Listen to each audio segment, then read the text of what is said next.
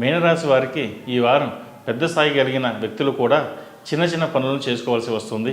ఉద్యోగపరంగా మీపై కక్ష సాధించాలనుకునే మీ పై అధికారికి స్థానచలనం కలగడంతో మీరు ఊపిరి పీల్చుకుంటారు. వృత్తి వ్యాపారాల పరంగా లాభాలు పొందుతారు. బిజినెస్ మేనేజ్మెంట్, ఐటీ రంగాల్లో, సాఫ్ట్వేర్ రంగాల వారికి రాణిస్తారు. కొంతమంది విదేశీ ద్రవ్యమును విశేషంగా ఆర్జించగలరు.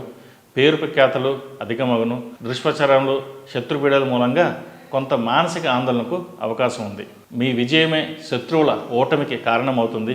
విదేశీ విద్య సంబంధిత అవకాశాలు లాభిస్తాయి. Doctors, lawyers, chartered accounts, software ఇంజనీర్స్కి వీరందరికీ మంచి కాలం అని చెప్పవచ్చు.